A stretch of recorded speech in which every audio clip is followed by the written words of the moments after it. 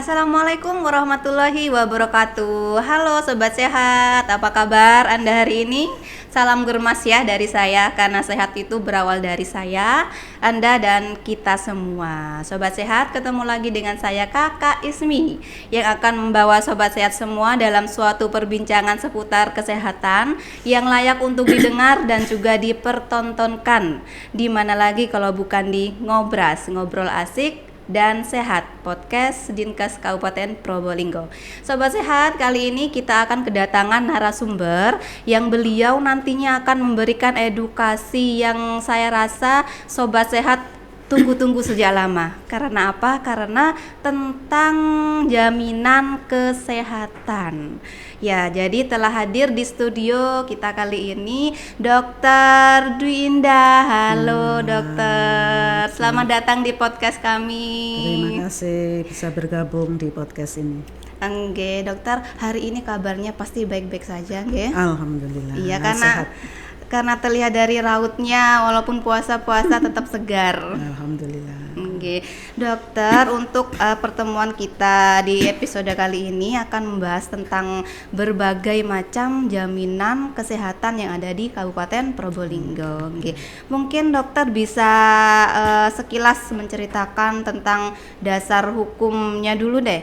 Jaminan kesehatan itu berlandasan apa? Oke. Terima kasih. Mudah-mudahan nanti bermanfaat ya. Amin. Oke, kita mulai. Jadi kalau kita berbicara tentang jaminan kesehatan itu pasti sangat menarik. Karena sebetulnya jaminan itu tidak akan digunakan, tapi pada begitu kondisi sakit itu yang sangat dibutuhkan dan itu bisa mempengaruhi hal-hal yang lain kan gitu ya. Oke, terima kasih Mbak Ismi untuk yang disampaikan tadi. Jadi untuk jaminan kesehatan itu adalah suatu jaminan yang memang seyogyanya setiap orang tuh memiliki jaminan kesehatan, karena kita tidak tahu, kita berharap tetap sehat tapi kita tidak tahu kapan kita akan sakit. Ya. Oleh karena itu pemerintah sebetulnya sejak tahun 2004 ya. 2004 itu sudah istilahnya mencanangkan melalui undang-undangnya tentang jaminan kesehatan nasional. Jadi secara menyeluruh, tidak hanya di Probolinggo, kabupaten, kota, tapi secara menyeluruh yaitu nasional dengan Undang-Undang Nomor 40 tahun 2004 tentang jaminan kesehatan. Kemudian dari situ muncul penyelenggaranya siapa. Selama ini kita pasti sudah kenal BPJS itu sangat familiar ya. Iya, tapi sebetulnya BPJS. Apa sih ya? BPJS adalah untuk badan penyelenggaranya, dan ini juga sudah ditetapkan melalui Undang-Undang Nomor 24 tahun 2011 tentang penyelenggaraan BPJS sebagai penyelenggara jaminan kesehatan nasional. Ya. Setelah itu kita perlu tahu jaminannya yang dari pemerintah ini pasti ada jaminan kesehatan yang di luar ya. Di luar pemerintah ada banyak ya. Kita bicara khusus untuk yang dari penyelenggaranya adalah BPJS yang sudah ditetapkan oleh SKJN ini, yaitu ada PBIJK. PBIJK itu dulu PBIN. Kalau dulu PBIN. Jadi ini yang membiayai adalah pemerintah pusat. Pemerintah pusat. Provinsi. Pusat Indonesia. Bukan di provinsi ya, di pusat. Kemudian ada yang PPPU ya. PPPU ya, seperti karyawan ini kan sudah semua punya. Kemudian ada yang PPPU. Ini yang mandiri dalam artian membayar sendiri. Yang mendapatkan bantuan yang menjadi jaminan kesehatan yang dari pusat, yang dibantu oleh pusat tadi PBIJK dan PBID daerah. Ya, kalau sekarang sebetulnya sudah berubah namanya, istilahnya menjadi PBPU daerah, tapi agak rumit. Jadi teman-teman tuh biasanya sudah PBID gitu ya, tapi artinya itu adalah PBPU daerah. Itu dibiayai oleh pemerintah daerah. Sampai di situ Mbak Ismi, mungkin monggo bisa. Berarti untuk jaminan itu sebenarnya satu lingkup ya, digunakan untuk pelayanan kesehatan. Yang membedakan itu cuma sumber pembiayaannya. Betul. Nah, jadi untuk pembiayaannya sendiri karena memang sudah terpeta-peta ya, mulai dari pusat hingga ke daerah. Sekarang untuk yang di daerah seperti yang Bu Dokter tadi katakan ada PBID. Jadi yang dibayarkan oleh pemerintah daerah atau benar nggak yang biasanya kita sebut Jamkesda gitu, benar? Apa ini beda nama atau memang sama, cuman monggo beda ya? Beda. Jadi kalau dulu memang ada istilahnya Jamkesda, sekarang sudah dialihkan semua kan yang dibiayai oleh pemerintah daerah tetap masuk dalam BPJS JKN tadi, Jaminan Kesehatan Nasional. Istilahnya cuma sumber anggarannya dari pemerintah daerah sehingga kesertaannya sebagai jaminan pemerintah daerah itu PBID. Ya, kalau sudah terdaftar di situ, dia sama haknya dengan yang mandiri pun sama, hak dan kewajibannya sama, cuma yang membayari adalah pemerintah daerah. Ya, perlu kami informasikan saat ini untuk kepesertaan PBID yang sudah dibiayai oleh pemerintah daerah sudah mencapai hampir 60 ribuan. Hampir 60 ribuan. Jadi masih ada potensi untuk pendaftaran lagi. Gitu. Jadi untuk PBID ini memang dianggarkan atau diususkan bagi masyarakat yang kurang mampu atau semua masyarakat bisa mendapatkan jaminan ini. Ya. Oke, terima kasih. Ini pertanyaannya tuh gampang-gampang sulit ya. Gampang-gampang sulit. Jadi untuk PBI daerah, untuk pemanfaatan PBI daerah, jadi kita tetap prioritas itu pada kondisi kegawat daruratan dan program-program prioritas. Program-program prioritas pemerintah ya. Jadi kalau sekarang ini belum masuk. Kalau kemarin PBID kita belum masuk ke UHC. Nah, ini ada informasi yang agak yang perlu kami sampaikan juga ya. Cukup berbanggalah Kabupaten Probolinggo sudah termasuk dalam kabupaten kota yang sudah UHC. Ya, sudah UHC. Kemarin juga mendapatkan penghargaan di pusat ya. Ya, ada penghargaan pusat. Dengan ini maka untuk pendaftaran tadi PBI dalam keadaan gawat darurat itu bisa kita langsung daftarkan. Kalau dulu kan kita ada anggaran tadi yang Jamkesda tadi jaminan kesehatan oleh pemerintah daerah itu biasanya pakai yang SPM itu yang harus bisa diklaimkan oleh rumah sakit. Tapi kalau sekarang sudah tidak. Jadi rumah sakit tinggal mengusulkan, menginfokan ke kami melalui tim kami. Di tim kami ada Dinsos juga, nanti diusulkan, hari itu didaftarkan, hari itu aktif sehingga masyarakat istilahnya sudah fokus pada pengobatannya saja, sehingga tidak ada pulang karena tidak punya biaya seperti itu. Nah, untuk cara pengurusannya sendiri itu gimana, Dokter? Oke, jadi lanjut ya. Iya. Nah, biar tuntas. Jadi untuk kasus-kasus kegawat tadi kan saya sampaikan untuk mendapatkan jaminan PBID ini yang sudah ada sudah 60 ribu jalan terus tuh. Pemerintah daerah tiap bulan sudah membayari, dia aktif sudah. Kecuali dia pasien ini peserta ini ada yang meninggal atau pindah tempat. Oleh karena itu saya lanjut aja sehingga kalau misalnya ada masyarakat yang sudah meninggal, seyogianya harus laporan ke Capil supaya data ini nanti terhapus bisa bermanfaat untuk yang lainnya. Dialihkan ke yang lebih yang mau membutuhkan kan sudah meninggal kan sudah tidak membutuhkan jaminan kesehatan lagi. Demikian juga yang sudah mutasi atau pindah ke luar kota daerah. Menginformasikan saja sehingga nanti bisa dilakukan pembaruan data. Ya, dan ini bermanfaat lagi untuk masyarakat Kabupaten Probolinggo ya. Oke, lanjut tadi yang selanjutnya untuk cara pendaftarannya. Nah, istilahnya jangan daftar lah, sakit kok daftar kan ya. Jadi gini, kalau memang sudah sakit, sudah masuk di rumah sakit misalnya ya, kondisi kan darurat pasti darurat kan, tidak ada siapa yang mau datang ke UGD ya, dibayari pun pasti tidak ada yang mau ya datang ke sana, bingung kok belum punya jaminan. Pihak rumah sakit pasti akan menanya pada waktu masuk, pasti ditanya melalui general concern-nya, ini pembiayanya lewat apa? Dia mungkin masih bingung, tidak punya biaya. Nanti pihak rumah sakit akan menyampaikan bahwa ini akan diusulkan ke PBID, akan diusulkan karena kita sudah ini untuk kegawat daruratan ini langsung diusulkan ke tim, kemudian kita berproses. Itu waktunya tidak lama, jadi hari ini daftar, istilahnya kalau jamnya tidak jam 8 malam karena sistemnya tutup. Jam 8 malam sistem tutup. Itu bukan karena di kami karena memang sistemnya itu jam 8 bisa kita lanjutkan pagi. Kalau di hari ini persyaratannya lengkap, KTP KK. KTP KK ini harus padan istilahnya kalau dicek ini ada sama gitu ya. Padan dengan Pusdatin. Yang dicapil maksudnya? Iya, yang dicapil. Capil dalam artian di Pusdatin, bukan capil sini ya. Capilnya langsung di Pusdatin, dicek datanya cocok, ada orangnya, didaftarkan. Berarti nggak harus nunggu. Kalau dulu kan kita masih nunggu 14 hari nih. Oh iya. Itu sekarang, untuk yang mandiri. Oh, yang mandiri. Kalau yang ini langsung, makanya kita bedakan yang untuk PBID tadi ya.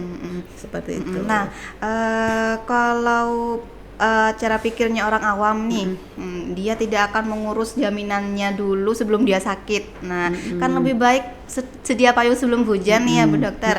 Kalau misalnya sebelum sakit, terus orang ini pengen nih punya jaminan, padahal dia juga tergolong masyarakat yang nggak mampu. Berarti kan nggak harus IGD dulu baru dibuat kan. Oke, terima kasih. Jadi kita tetap prioritas, kita tetap memperhatikan anggaran di daerah. Kalau ada masyarakat miskin, pastinya harus ada persyaratan, harus ada surat pernyataan tidak mampu dulu. Nah, itu kan tidak kesusu ya, istilahnya tidak kesusu kan itu. Monggo nanti bisa dilanjutkan ke Dinsos. Di sana pun nanti kan akan dicek dia masuk DTKS apa tidak. Seharusnya masyarakat yang kurang mampu tadi kalau sudah masuk DTKS bukan hanya jaminan kesehatan yang dia dapat, tapi bantuan yang lainnya mungkin ya. Bisa, mungkin bantuan yang lain kan gitu. Tapi kalau kesehatan kadang-kadang orang dalam kondisi mampu pun kalau sudah sakitnya ini kan membutuhkan biaya yang cukup besar berulang-ulang itu.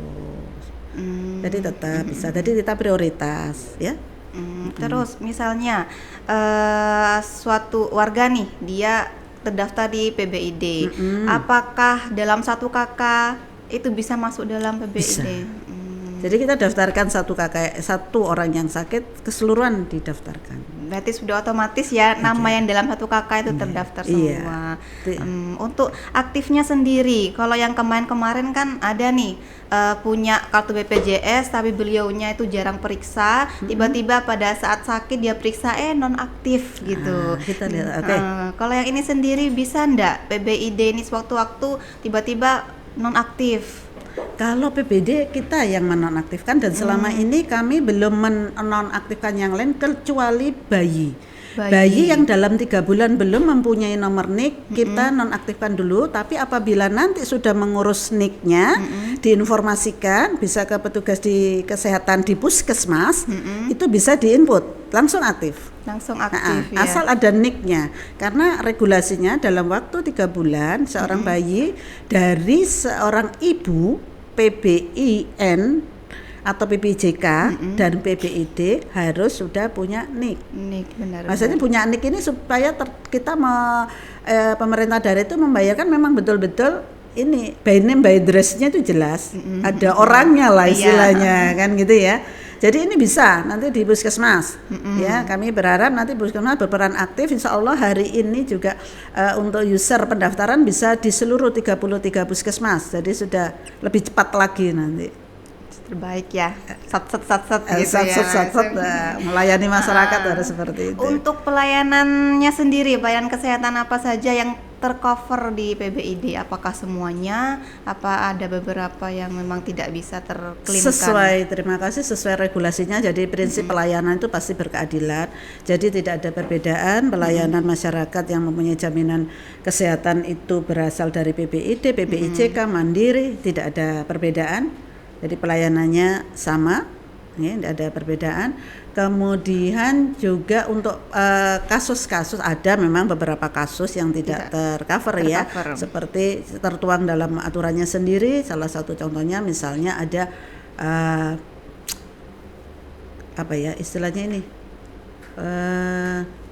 melakukan hobi, kemudian ada yang ini kerusuhan, KLB ya, KLB. Jadi masih banyak lagi yang memang tidak bisa ya. Tapi pada umumnya berkaitan dengan kesehatan, insya Allah bisa dijamin. Ya. Nah, karena ini PBID yang bayar tuh daerah. Nah, kalau misalnya kartu ini kita pakai ke luar daerah, bagaimana? Apakah masih tetap bisa digunakan? Oke, pertanyaan yang bagus juga ini ya.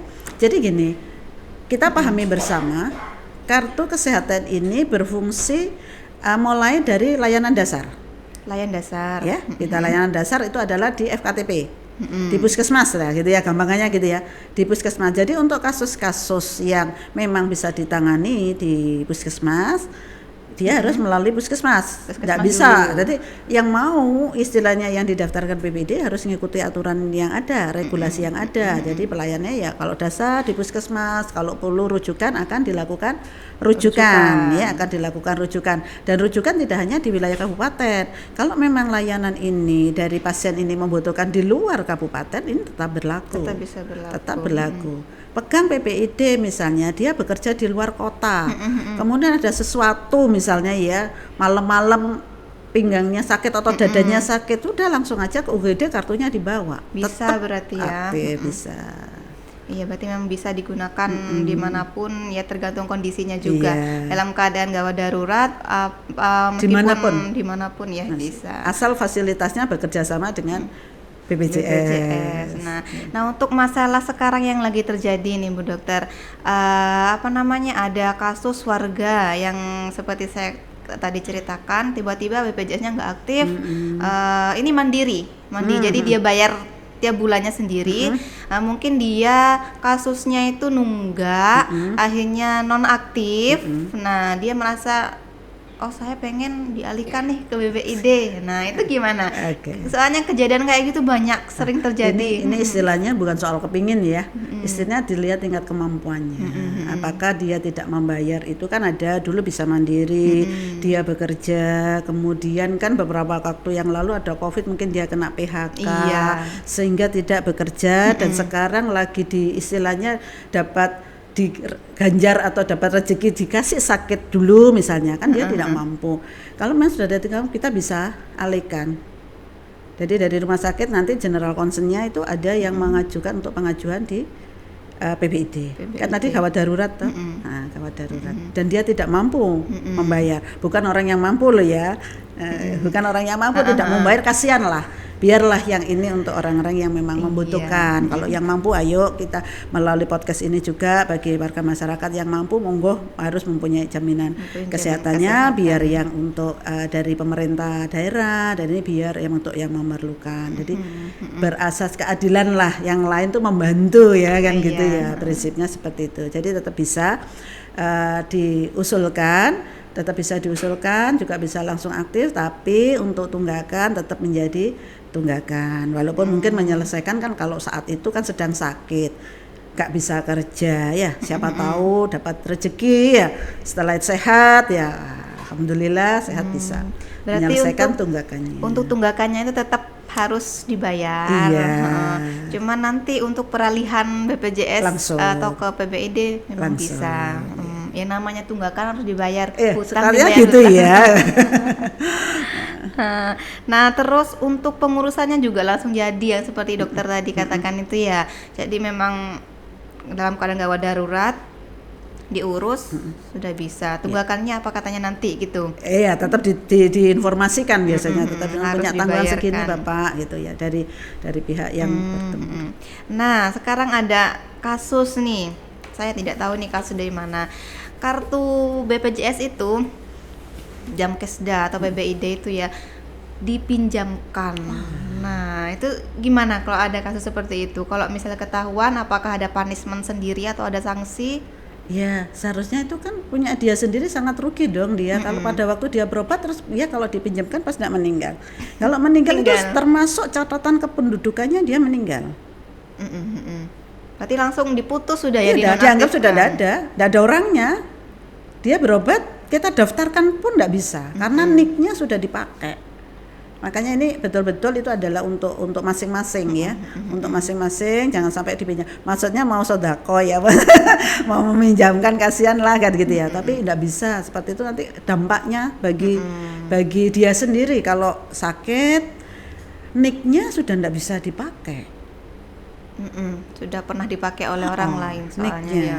Dan jalurnya juga mungkin agak panjang ya, kalau mengurus lagi kan agak panjang. Kadang-kadang kan orang pengennya simple, nggak perlu ngurus ke Dinso dan akhirnya ya sudah deh pinjem punya kamu aja gitu. Mungkin yang satunya dikasih imbalan, ya sudah deh tak kasih pinjem. Nah kayak gitu tuh gimana untuk punishment sendirinya? Itu tadi dia tidak akan mendapatkan layanan, termasuk mungkin dia kalau punya uang mau ke bank, NIK-nya sudah ada, orangnya meninggal nggak bisa. Oh iya benar. Karena kan satu data sekarang harus dijaga benar-benar. Tidak boleh dipergunakan atau tidak boleh dipinjamkan, hanya untuk diri sendiri. Nah, ini Kabupaten Probolinggo nih. Nah, untuk tahun 2023 ini kan dapat penghargaan UHC terkait JKN. Nah, itu kan apresiasi sekali ya, kebanggaan buat kita sendiri. Jadi Probolinggo Kabupaten, kita ke pemerintahannya itu memang sangat memperhatikan sekali warganya. Ya, secara merata biar mereka itu tercover kejaminan kesehatan. Ya. Nah, untuk OHC sendiri, nah mungkin Bu Dokter bisa ceritakan itu perjalanannya gimana sih? Kita kok bisa sampai dapat penghargaan secara ini nasional kan ya Dokter? Iya, betul. Iya. Jadi ini sebenarnya perjuangan semua lintas sektor, semua OPD ya, Pemda lah yang berjuang di sini ya, semua Pemda berjuang di sini. Bagaimana mulai awal dulu di tahun 2019 kesertaan tuh baru sekitar 83%, naik 85%, naik lagi menjadi 93%, terus naik sampai mencapai 95%. Memang minimal untuk bisa UHC itu 95% ya. Dan alhamdulillah di akhir-akhir tahun 2022 kemarin kita sudah mencapai 95,3. Terus ya sejak itu ada PKS lagi untuk UHC ini. Ada PKS lagi, jadi memang ada PKS dari BPJS dengan pemerintah daerah dalam hal ini melalui Dinas Kesehatan. Ya. Ada PKS yang mana di sini diberikan suatu card flagging ya istilahnya itu, sehingga begitu didaftarkan pasien peserta langsung bisa aktif. Jadi kalau kemarin sama harus 14 hari, bahkan 1 bulan lah kita daftarkan kita daftarkan di bulan Maret, aktifnya pasti April. Kita daftarkan April, nanti aktifnya di Mei. Ya, seperti itu. Sekarang sudah tidak, sejak bulan November. Sejak bulan November sudah bisa berjalan, dan setiap bulan ini ada pendaftaran baru. Ini tadi kami coba cek di bulan Maret kemarin ada pendaftaran yang langsung aktif sekitar 1.600-an peserta. Nah, hari ini juga akan diberikan username kepada seluruh puskesmas nanti untuk bisa mengakses pendaftaran. Jadi tadi ada satu yang mungkin belum saya jelaskan, selain kondisi gawat darurat adalah program untuk meningkatkan layanan bagi masyarakat, terutama ibu hamil. Jadi ibu hamil harus semua punya jaminan kesehatan. Jadi kalau ada ibu hamil yang datang ke puskesmas ditanya belum, bisa didaftarkan. Ya. Benar. Ibu hamil, balita, ya. Supaya apa? Ya, masyarakat nggak ada istilah, nggak punya kemampuan lah untuk memeriksakan kesehatannya. Dengan demikian diharapkan kesehatan ibu lebih terjaga, nanti persiapan melahirkan lebih sehat, ibu dan bayinya sehat. Itu yang diharapkan. Kemudian ada program lain kan kita, selain ibu hamil, kemudian pasien-pasien ODGJ. Itu juga wajib punya lah. Jadi masyarakat nanti di puskesmas kalau ada pasien seperti ini atau tetangga tahu belum punya jaminan, monggo bisa diusulkan, akan kami daftarkan. Kalau tidak punya KTP pasti kami tidak bisa, sehingga persyaratan harus punya NIK ya. Pelayanannya alhamdulillah pemerintah Kabupaten Probolinggo juga cukup humble ya istilahnya, cukup mudah banget. Bahkan ada yang di rumah sakit nggak punya KTP, difoto di rumah sakit untuk didaftarkan, untuk dapatkan NIK-nya. Aksesnya sekarang dipermudah ya. Sangat dipermudah. Tinggal ini terima kasih masyarakat juga sudah memanfaatkan lah. Kalau sudah punya didaftarkan, kalau enggak sakit biasanya kan diam ya. Ya enggak apa-apa lah, screening, cek tensinya ya. Jadi, cek kesehatan. Jangan nunggu sakit. Betul. Nah, untuk kartunya sendiri, cara cetaknya gimana itu Dokter? Oke. Ini yang sering jadian ya. Sekarang nggak butuh kartu sekarang. Cukup pakai KTP-nya aja berobat sudah diterima. Berarti nggak pakai kartu. Kalau dulu kan wajib bawa KTP dan kartu KIS yang biasanya. Iya, betul. Sekarang tidak. Cukup membawa KTP. Kalau misalnya lo dokter, anak saya masih kecil kan nggak punya KTP, bawa saja kakaknya. Yang butuh kan NIK-nya saja. Betul. Betul, NIK-nya. Mudah sekali. Yeah. Jadi kalau sampai saat ini ada warga yang belum punya jaminan kesehatan kayak kebangetan gitu ya. Sudah dipermudah seperti kayak gini kok masih nggak punya. Jadi dokter, harapan dokter selanjutnya terhadap jaminan kesehatan yang ada di Kabupaten Probolinggo apa? Terima kasih. Jadi dengan UHC ini berarti kita tidak berhenti, kita tetap berharap bertahan di kondisi UHC ini supaya pemanfaatannya tetap bisa dirasakan oleh masyarakat Kabupaten Probolinggo, terutama di tingkat keaktifan ya. Bagi masyarakat yang sudah punya jaminan kesehatan ya tadi kan sekarang bisa memanfaatkan jaminannya ini. Nah, kalau misalnya tadi nggak usah nunggu sakit dulu, pusingnya banget ya. Kalau perlu kontrol, sehingga di puskesmas ada fungsinya juga sebagai promotif dan preventif. Tidak hanya sebagai kuratif, jangan sampai nunggu parah. Tapi tadi kalau yang kegawat daruratan kan ya memang sudah gawat darurat, bagaimana lagi orang tiba-tiba taunya tiba-tiba tidak sadar gitu ya, tetap bisa dimanfaatkan. Jadi harapannya itu dengan adanya jaminan ini masyarakat bisa mengoptimalkan dengan baik untuk pelayanan kesehatannya. Kalau ada kendala-kendala bisa menghubungi kami yang ada Dinkes ataupun di Dinsos, karena Dinsos. Tetap berkaitan kan, berkaitan. Nanti dari warga masyarakat yang ada yang dinonaktifkan karena dia dulu di TKS sekarang enggak, itu banyak. Itu tapi kami tetap harus berhubungan dengan Dinsos. Di sana sudah ada pojok, istilahnya ada tempat tersendiri untuk pengaduan ya bagi masyarakat yang mengalami kendala tentang jaminan bisa di sana nanti bisa dikomunikasikan. Dan sekarang kan sudah tidak pakai harus lama ya, kita by WA, kita bikin grup by WA itu sudah bisa kita komunikasikan di sana, insya Allah bisa membantu masyarakat gitu. Oh begitu, jadi memang jaminan kesehatan itu sangat dibutuhkan sekali oleh seluruh warga masyarakat ya, biar mendapatkan akses kesehatan, pelayanan kesehatan secara mudah ya.